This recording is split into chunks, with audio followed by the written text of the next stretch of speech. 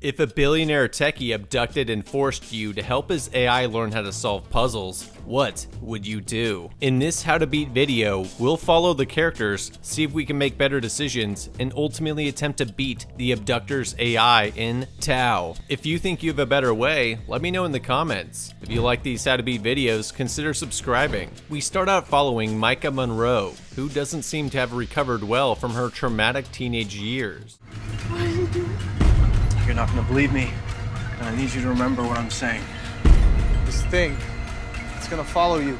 She's club hopping to pickpocket intoxicated strangers for a living. I'll give her some credit for wearing disguises so people can't identify her once the deed is done. I'm also not sure why she's getting busy with her victims. I know it's for distraction, but you're in a club where people are drunk and drugged up. You could probably pickpocket them without swapping spit. Julie is also working alone. Pickpockets usually operate in pairs or teams because it's safer and more lucrative. Despite her disguises, it looks like her misdeeds have caught up to her. She's wearing disguises so people she just pickpocketed can't identify her, but she never changes the disguise in the club or when she's walking home. Ideally, you'd want to include layers of dresses you can swap out of or into, a light jacket you could throw on over your dress, different wigs, or basically anything you can use to quickly change your overall appearance in between pickpocket victims. The CIA calls these quick changes, which they use to shake tails or surveillance. I mean, I wouldn't want to be walking through these alleys by myself at night, and I'm not an attractive woman stealing shit from drunk guys. Julia seems way too nonchalant about it too. Maybe I'm an overly paranoid person, but when I walk out to my car at night, I'm constantly looking over my shoulder. Then again, I can't use the toilet in a bathroom without first checking behind the shower curtains, so I probably do have unresolved issues. Julia sells the stolen goods off to her pawn pimp, who tells her she needs a partner.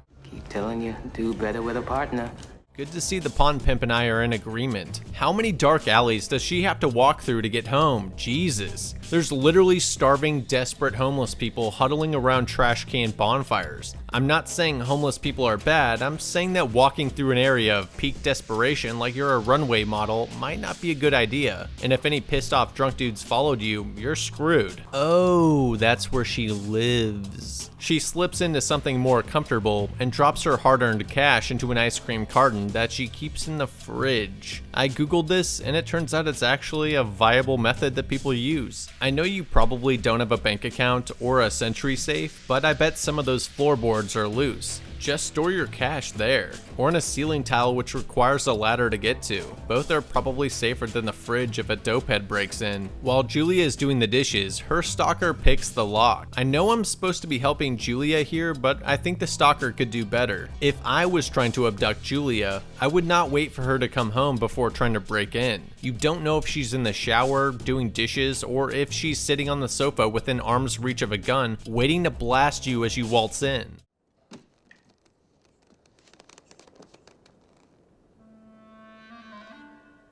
Hello. This is clearly premeditated, and he's probably already staked her out. He knows what she does, when she leaves, and when she comes home, and that she always comes home alone. Just wait until she leaves to go pickpocket people, then break into her home and wait for her to come back. He gets lucky and ninjas into her living room while she's distracted doing the dishes. Once she finishes cleaning the dishes, she hears the wood floor in her living room creak as if someone tiptoed across it. Come on, at least grab a knife or something before you confront whatever's making weird noises in your living room. This is also another prime time to slice the pie, ensuring the corners of the room are clear first before proceeding further into the room. What do you know? Her stalker jumps out from the corner of the room and tranks her with a needle to the neck.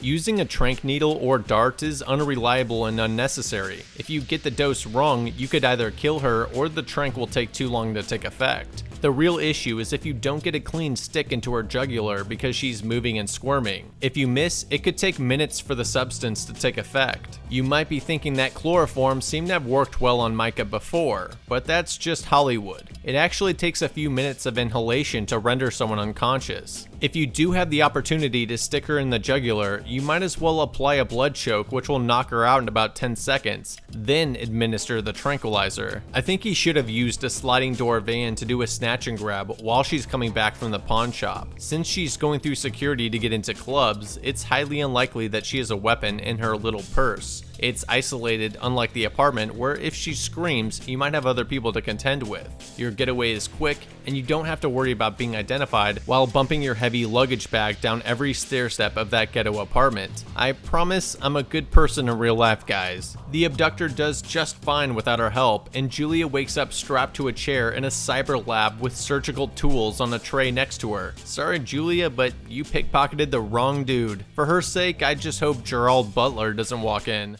It'll be the last thing you ever see, as I cut off every single one of your fucking limbs. She gets some kind of total recall treatment, which shocks her brain unconscious. Julia wakes up in an electrified cage with two other unlucky victims, and they both have glowing implants in their necks and spines too. Her captor arrives and herds her through his overcomplicated prison, where he straps her down and jacks her into his software program like in the Matrix, and collects all of her neural impulses and memories for his secret project. Alex should really be using a VPN to secure his internet traffic so his secret project isn't exposed. Today's video is being brought to you by NordVPN. Now, since you watch my videos, you know that there's a lot of bad stuff doing bad things to good people. You also know that we figure out how to beat the bad stuff. Well, most of the time. That's where NordVPN comes in. Let me explain how they help. If body snatchers or other unscrupulous actors are censoring the internet in your region, NordVPN enables you to bypass them and access content wherever and whenever, securely and anonymously. Now, if the pod people are banning VPNs, well, NordVPN has stealth capabilities, so you can even use it in areas where VPNs are banned. If a computer witch is intercepting your internet traffic and hacking you, NordVPN will encrypt your data, making it impossible for the marinas of the world to steal your passwords, credit cards, important secrets, and wreak havoc on your life. Maybe you aren't under attack by aliens or the supernatural. Why would you need NordVPN?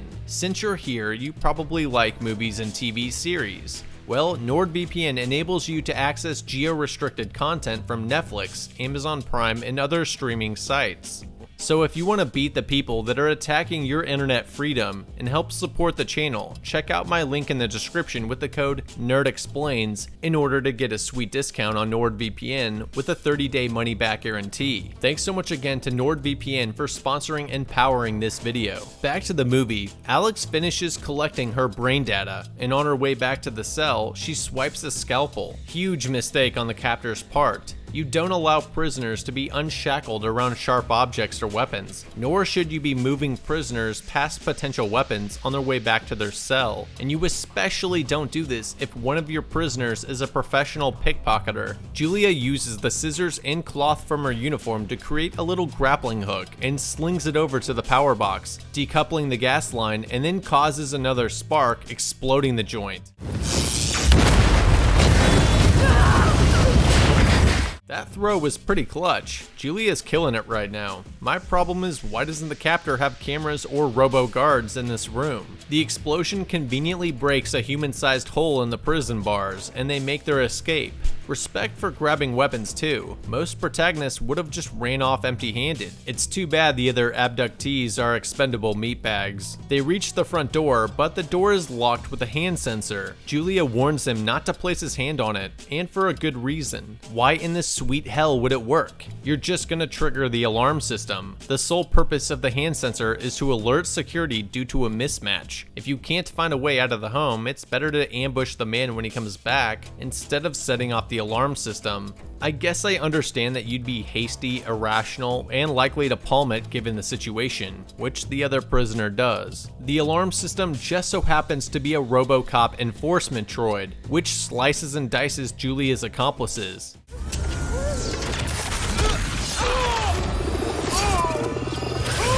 Damn, who is this guy? And why was the RoboCop activated when the handprint sensor failed, but not when the home fucking exploded? Whoever this captor is, he's got dough, imagination, and intelligence, but lacks basic common sense. Julia makes a break for it, but the machine grabs her just as the captor, Alex, returns home. He ties her up and goes to inspect the damage, which is catastrophic.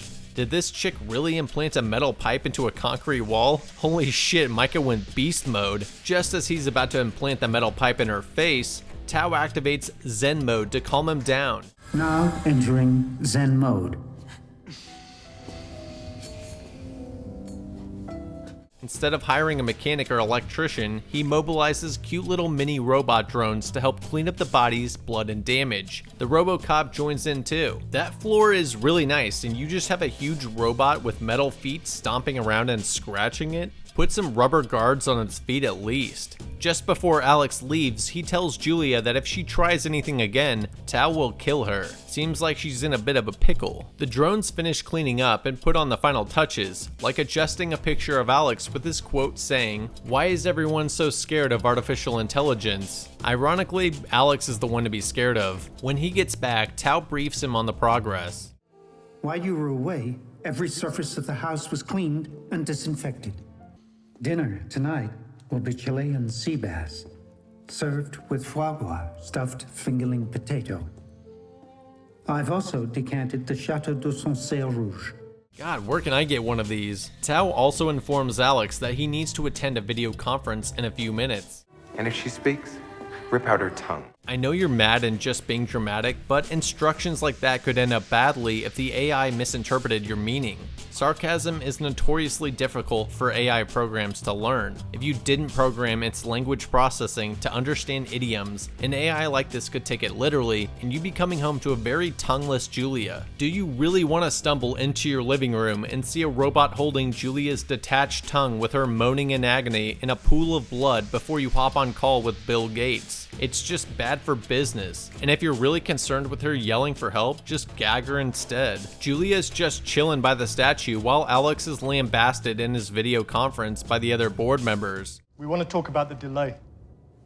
Alex, you said you'd have some results for us today. What happened? She can overhear them talking, so it's likely they could hear her too. I'd take the chance that the AI understood idioms, considering it knew how to decant the Chateau de Sancerre Rouge and yell for help.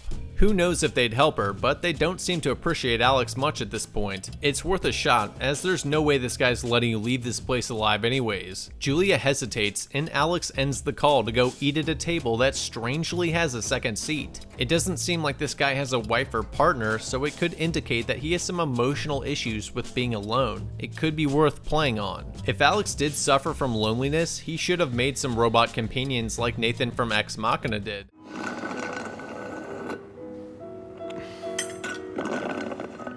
Disrupting his dinner and being childishly annoying is actually a decent way to humanize yourself and make it harder mentally for your captor to kill you. He throws her in the bathroom while replacement parts for his cyber dungeon arrive. So his bathroom is soundproof, but not his conference room? What the fuck is he doing in his bathroom? Second thought, I don't want to know. And why didn't he gag her and put her in the soundproof bathroom during his conference call? Or why not just put her in the basement? What the hell is this guy even doing? She almost gets the attention of the delivery guys, but Alex distracts them. That's not good. I'm guessing it'll be a day or so before he gets his lab all fixed up and ready to begin his experiments on you again. Julia starts bashing her head against the wall, but Alex stops her as he needs that implant functioning to get data for his project. It doesn't seem like you can just pull it out either, and even if you could, he'd probably just put another one in or kill you and find another subject. Like we said earlier, you already know too much. There's no outcome where he lets you live, even if you do everything correctly. In a military school called SEER, which stands for Survival, Evasion, Resistance, and Escape, they instruct you to give your captor just enough to satisfy them, but not enough to do harm to you or others. In Julia's situation, she just needs to play his games well enough so that he doesn't kill her and replace her, but slow and shitty enough to delay his project and give her time to find an opportunity to escape. I'm not sure why he's abducting people to experiment on too. You could probably get volunteers or pay people. Hell, there's already people ready to sign up and integrate Elon Musk's early version of his Neuralink brain-machine interface. If you're looking for ways to increase the AI's intelligence and help it learn, I'm not sure why you picked this girl. No offense. Julia tries to negotiate, but Alex's reply is less than enthusiastic. Hypothetically speaking, what if I were to restrain you? Force a feeding tube down your throat? Restrict all movement except for eyesight and position this tablet right in front of your face. How long do you think it would be before you began to solve puzzles out of pure boredom? I also don't get why you need a brain-machine interface to learn how people solve puzzles. Every stupid mobile puzzle game already collects that data, and by the hundreds of thousands, for free, no abduction or death required. Alex really needs a competent advisor here. Julia gets her shower and realizes that, yeah, you can't pull this thing out like it's a USB cable. Alex analyzes Julia's brain like Tom Cruise in Minority Report before catching some Z's. The next morning, he heads out for the day again, leaving Julia in Tao's care. I have been instructed to inflict pain should you not comply with my commands. Should be a fun-filled day. Later that evening, Alex brings back a selection of clothes and lingerie for his subject. What a gentleman. Julia tries negotiating a deadline for her release, but Alex is a bit temperamental about this issue. We keep going. You give me what I need, and I'll make sure you're taken care of. You're gonna do what I want, when I want, how I want.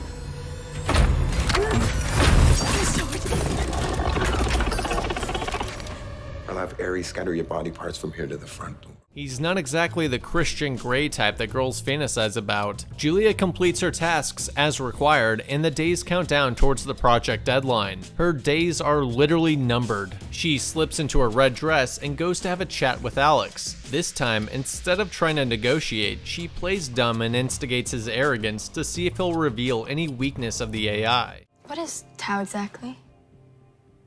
Is he just a cleaning system? A cleaning system. Alex should realize this strategy, but apparently he doesn't, and reveals that Tao's weakness is his ability to learn in an environment with an uncontrolled flow of data. Basically, the computer science concept, garbage in, garbage out. Julia's hope is that Tao has unrestrained learning abilities and access to his home and security system, and the only thing preventing Tao from killing Alex is ignorance. If she can convince Tao that Alex is evil, Tao could help her escape.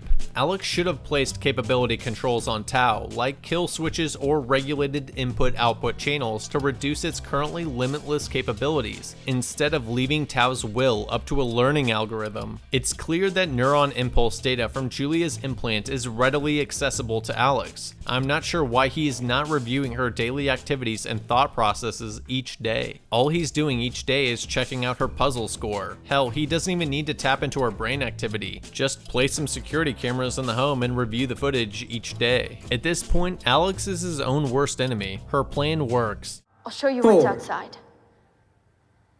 Outside? What is outside? Outside's the world. Explain. I need information. Julia reads to Tao, feeding it information about the outside world. In return, Tao begins to ally with her and shares some of Alex's secrets, one of which is that there's a self-destruct button for the house in Alex's room. Good to know. The next day, Julia sees an opportunity to make an escape through an air duct in the gym. Ares, the enforcement droid, climbs in and catches her though. Good for her for continuing to try to escape and to not be lulled by her captor's false promises that she'll get out alive. Julia overhears Alex on a conference call saying that the project will be finished in 2 days. With not much time left, she convinces Tao to let her into Alex's tablet, hoping to find some way to communicate with the outside world. Instead, she only has enough time to confirm her suspicions that removing the implant terminates the subject. Again, how reckless is this guy? Even Elon Musk's brain-machine interface will supposedly be removable without issues. Alex flips out when he sees a finger smudge on the tablet and digitally tortures Tao for not having cleaned it. Well, at least now it won't be hard to convince Tao that Alex is an evil piece of shit. Noticing how irate Alex gets about finger smudges, she smudges his glasses too, causing Alex to torture and delete portions of Tao's code again. Please! No more! Do your job. I'm sorry. Alex.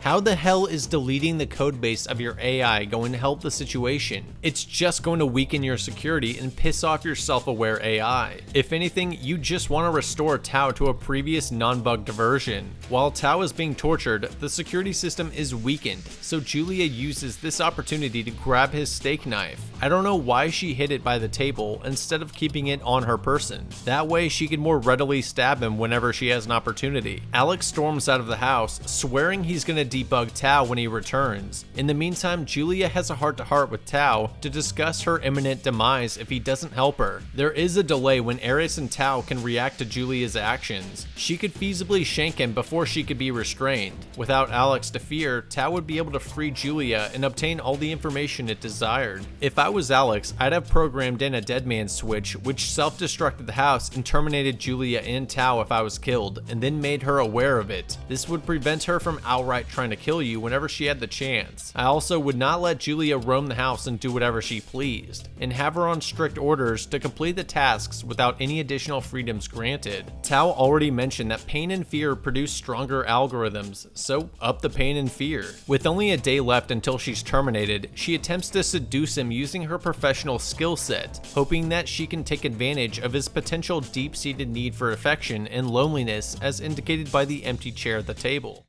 Alex, your heart rate has become elevated. Now entering Zen mode.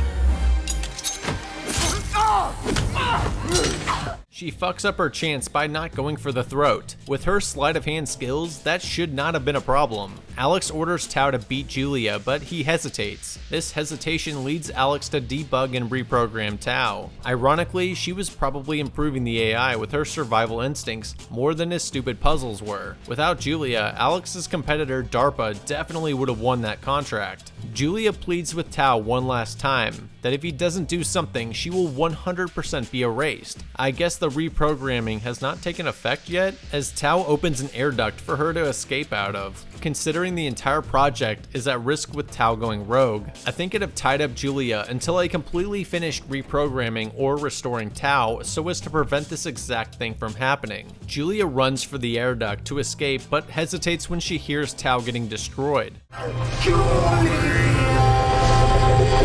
She runs back to save him, but it's too late. Alex had destroyed what memories he had left of her. Tao was effectively under Alex's control again, and Julia's screwed. I can kinda get why Julia just ran to escape through the air duct, as previously Tao became subservient and coward to Alex, which would have been a death sentence for her. But it seems like Julia and Tao came to an understanding earlier and emboldened Tao's resolve. If she fought back this final time, he'd likely have backed her up.